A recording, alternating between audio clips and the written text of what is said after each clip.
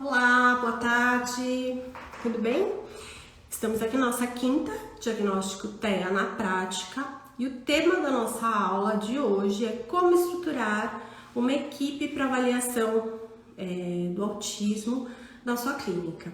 Essa é uma pergunta bastante relevante, tanto para profissionais quanto para a comunidade, porque é um ramo muito escasso de profissionais, né? Os pais penam para encontrar equipes multidisciplinares para avaliar as crianças quando se deparam aí com sinais, com suspeita de diagnóstico, com suspeita de autismo, né? Então, dificilmente encontram clínicas que tenham aí todos os profissionais capacitados para fazer esse tipo de avaliação.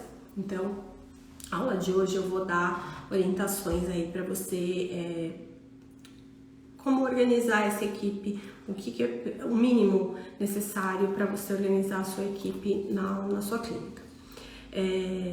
A gente vai partir do seguinte princípio, né?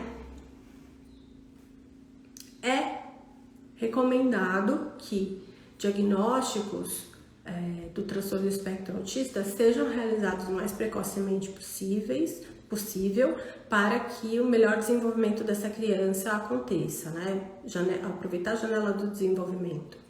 Para que isso aconteça, a literatura também diz que a partir ali, diagnósticos precoces são melhores realizados por profissionais multiprofissionais, né, psicólogo, fono, terapeuta ocupacional, devidamente capacitado. E se eles atuarem em equipe, melhor ainda, né? Então, quando os pais fazem com o psicólogo no primeiro momento, eu fiz a avaliação com o psicólogo em novembro, aí recebi a devolutiva. Aí consegui falar e fazer a avaliação com o fonoaudiólogo em fevereiro do outro ano. Recebi a devolutiva. Agora eu vou começar com a TO e depois eu vou levar ao médico. Então, assim, às vezes no espaço de um ano ou mais, né? Tem diagnósticos aí, dependendo do formato, do tipo de sistema que essa família está usando, o SUS ou o convênio, que se arrastam aí, às vezes a criança é diagnosticada com 5, 6, 7 anos. E alguns diagnósticos que nunca fecham, né?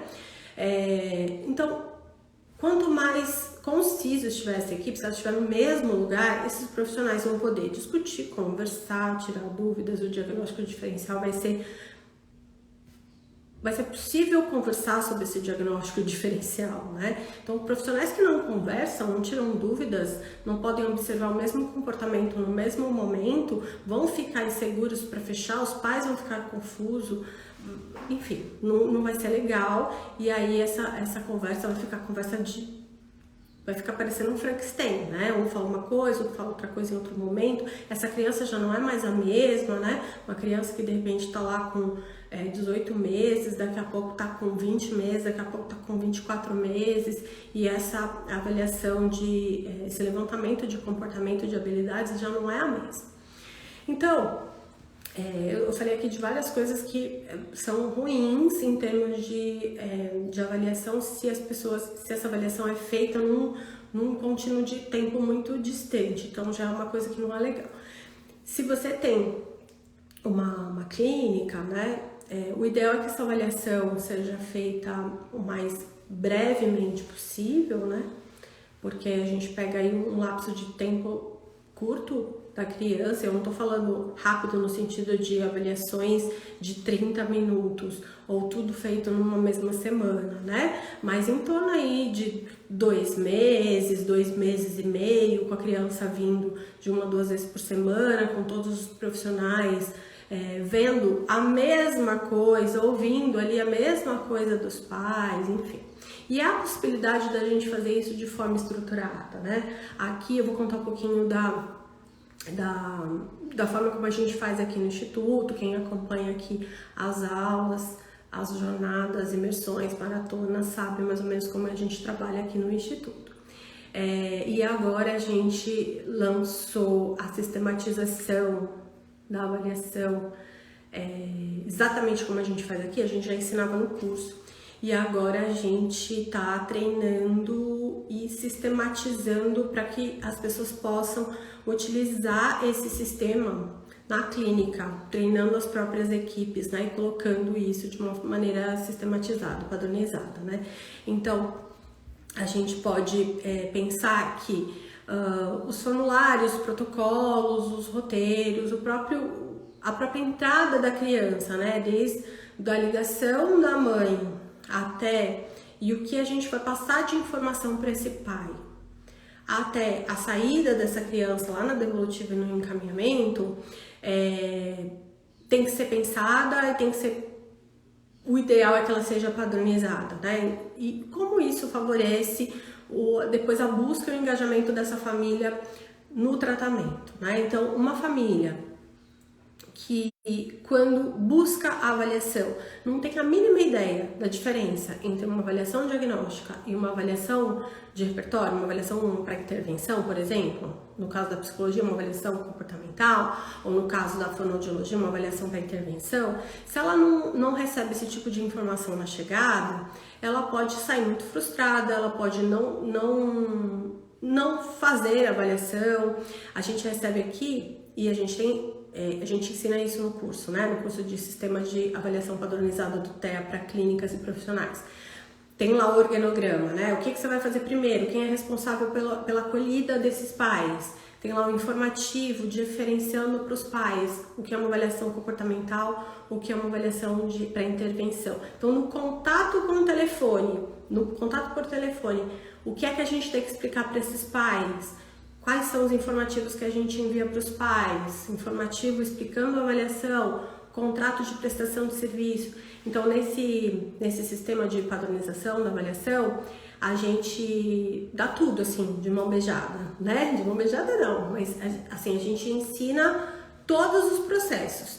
Se o profissional for fazer sozinho, tanto o psicólogo, fono, TO, ele pode fazer essa avaliação sozinha ou ele pode fazer com toda a equipe dele. Se ele for fazer sozinho, ele vai ter lá, momento 1, contato com os pais. O que fazer, o que falar, que tipo de informação dar, que tipo de informativos esses pais podem consumir para já favorecer todo o processo de psicoeducação durante a avaliação. Porque se esses pais comprarem esse serviço de você aí na clínica, ele ter a noção de que uma avaliação diagnóstica é diferente de uma avaliação para intervenção é muito importante. Para ele não se sentir frustrado, por exemplo, se ele tiver... Tem pais que buscam uma avaliação multidisciplinar achando que é intervenção. E é importante que a gente explique, né? Assim como tem muitos pais que chegam aqui e quando começam a conversar com a gente sobre a avaliação, falam assim, eu fiz uma avaliação em tal lugar e no final, depois que eu fui lá muitas vezes, me deram um relatório que não tinha CID, que não tinha conclusão, só me ofertaram, falaram que eu tinha que fazer 40 horas de intervenção. E aí eu mandei no médico, fui no médico neurologista, o neurologista falou que não era aquilo não era uma avaliação diagnóstica, que foi só avaliação de repertório, tipo assim, VB-MAP, enfim, para avaliação comportamental. Foi falha onde? Foi falha lá da equipe em não explicar para esses pais que existem vários tipos de avaliação do autismo. Existe avaliação... por exemplo, avaliação de barreira, avaliação, né, enfim. E aquela era um tipo de avaliação para intervenção, não era aquilo que aquele pai precisava. Então, nesse primeiro contato, estou dando um exemplo para vocês de como é importante ter uma padronização dessa avaliação, né? Então, esse sistema ele é dividido em vários passos. É um sistema que a gente foi criado aqui por mim, implementado aqui na equipe a gente já faz algum tempo. Então, por exemplo, são vários passos. Eu vou explicar para vocês quais são os passos que a gente usa aqui e que eu ensino lá no curso. Passo 1 é a fundamentação teórico-prática. Então, todas as profissionais são treinadas e tem todas elas a capacitação teórico-prática. Não é só consumir literatura. Se você não consegue juntar isso com a prática, não serve de nada, né? Não adianta você saber o que é uma estereotipia se você não consegue reconhecer isso na prática. Não adianta você saber o que é um déficit na comunicação social se você não consegue reconhecer isso na prática, né? E não só isso, conhecer sobre, por exemplo, autismo em meninas, conhecer sobre mascaramento, né? Eu respondi uma dúvida hoje de uma aluna do curso, de manhã lá na plataforma, porque uma das coisas legais do curso é que você tem a possibilidade de tirar dúvidas comigo durante 12 meses, né? Então, serve como uma orientação, né? Não chamo de supervisão, mas uma orientação. De uma aluna que perguntou assim, olha, o neurologista mandou com suspeita de TEA, eu avaliei isso, X, Y, Z, e tá tudo beleza. Só que a criança tinha 6 anos, 6 para 7 anos, e ela avaliou através da observação do brincar, como se fosse uma criança menor. E com crianças maiores, a gente utiliza outras técnicas, e não o brincar no chão, igual eu ensino lá no curso com crianças até mais ou menos 5 anos. A gente usa outras técnicas, social skills, a gente usa teoria da mente, a gente usa testes da situação estranha, né? Porque a criança maior de 6, 7 anos, a gente não usa tanto a avaliação do brincar. Então tem outras técnicas e também a gente precisa utilizar a história retrospectiva. Quais eram os sinais que essa criança tinha até os 36 meses. E isso não estava lá no relato da aluna. A aluna estava mencionando que ela não percebeu os sinais, X, Y, Z que ela mencionou lá, mas ela fez a avaliação através do brincar, ela não fez o que a gente avalia com crianças maiores, adolescentes, adultos, e não tinha colhido lá os sinais, e aí eu dei lá as orientações. Então, assim, às vezes a gente consome a informação e fica muito preso àquela teoria ali, critério A, critério B, critério C, mas não tem o olhar prático, né? Então, com crianças maiores, a gente tem que olhar aqueles critérios, mas tem a coisa da prática mesmo, de estar com essas crianças. E, além do mais, meninas, o autismo em meninas se configura de uma outra forma, né? Por conta do mascaramento. A gente precisa conhecer um pouquinho mais sobre como as meninas se apresentam, tá? Enfim, voltando lá aos passos que a gente utiliza aqui nesse sistema que a gente usa. Passo 1, teórico-prático, fundamentação teórica. Então, são módulos sobre a teoria aliada à prática. Passo 2, estruturação, onde a gente tem aulas sobre ambiente físico, lista de brinquedos, o que fazer com cada brinquedo, por que são recomendados esses brinquedos. Aí são aulas daqui de dentro da sala, mostrando as salas, por que a gente faz, como que é o armário, a gente pega o armário de rodinha, qual mesa, como que a gente configura, não só nessa sala, que é a nossa sala de avaliação, e aí algumas aulas são gravadas aqui mesmo, comigo montando a sala, mostrando como que essa sala de avaliação se torna uma sala de intervenção, como nas outras salas, que não são salas de intervenção, mas que a gente também usa, né, para sala de intervenção, chamando tipo assim, o ideal versus o possível, né, para que vocês possam fazer na clínica de vocês. As listas de brinquedos, mostrando os brinquedos um a um, diferenciando. Eu até fiz um vídeo aí esses dias falando que muitos profissionais usam caixa lúdica para avaliar a criança autista. E caixa lúdica, costumeiramente, foi criada para avaliar, e tem lá todas as teorias lá envolvidas, mecanismos inconscientes da abertura da caixa, quais são os brinquedos que estão lá dentro. E a caixa para avaliação de desenvolvimento, ela tem outros recursos, né? Não tá ruim aqui. Voltou. Eu tô vendo aqui se eu vou mostrar alguns brinquedos. A professora Áurea Solange tá perguntando se eu vou mostrar alguns brinquedos. Então, tem um módulo só sobre isso. Eu mostro todos os brinquedos, ensino o que você pode fazer com cada um deles. Vocês estão me vendo? Tá travando para vocês? Vocês estão me vendo direitinho? Lá no módulo, no passo 2, eu mostro a lista de brinquedos, mostro um a um dos brinquedos, que não precisa ser exatamente aqueles, mas pode ser um correlato. E com cada um daqueles brinquedos, o que vocês vão fazer na hora da avaliação do brincar, livre e estruturado, tá? E além disso, isso no passo 2, né? Que aí vai ser o ambiente, os brinquedos, e essa live vai ficar gravada assim, o ambiente, os brinquedos e o próprio comportamento. A gente vai ter um módulo só sobre manejo e conduta, porque apesar da gente ser considerado ambiente, né, eu fiz um módulo específico só sobre manejo e conduta. Então, qual que é o passo 3? Como a gente vai agir com essa criança? Então, nesse passo 3, vai ter toda a aula sobre manejo e conduta. Então, como que eu vou fazer com aquele brinquedo?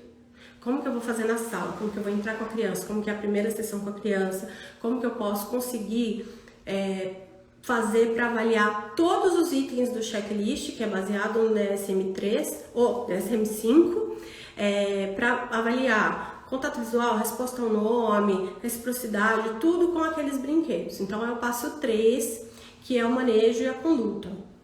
No passo 4, é o olhar treinado.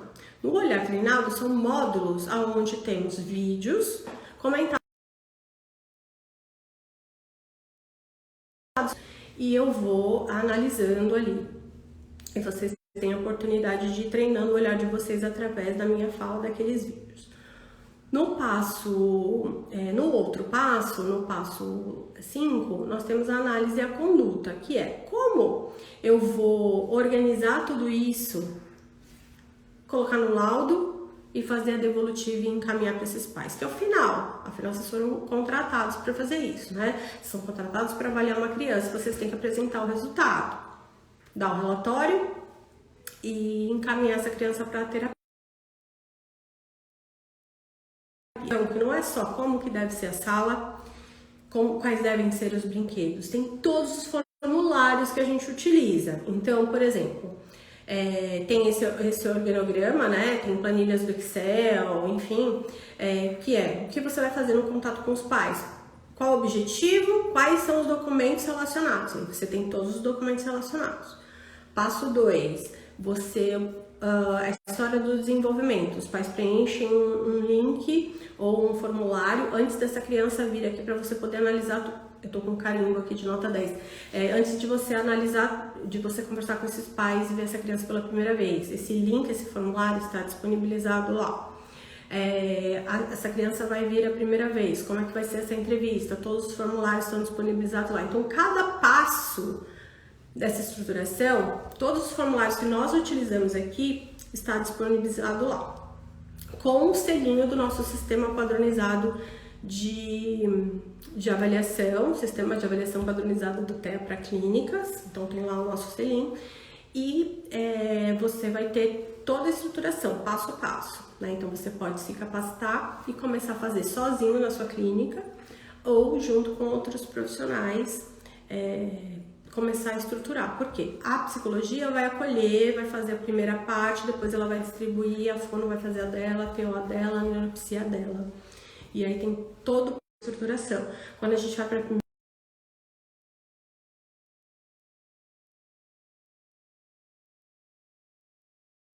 primeira, acho que reconectou aqui, né?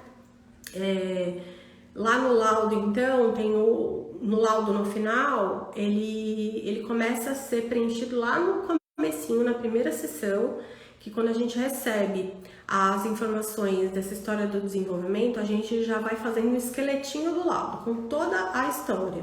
Quem faz isso é o psicólogo, quando está em equipe. Ele já vai preenchendo, ele vai para essa primeira sessão com os pais, com tudo preenchidinho. E depois os profissionais vão agregando as informações, nós vamos para as reuniões com as análises parciais, né? Então tudo isso já tem todos os formulários lá. Então a gente já tinha sistematizado aqui, já faz anos que a gente faz essa avaliação e a gente foi chegando nesse sistema padronizado, que é o que a gente faz aqui já faz algum tempo.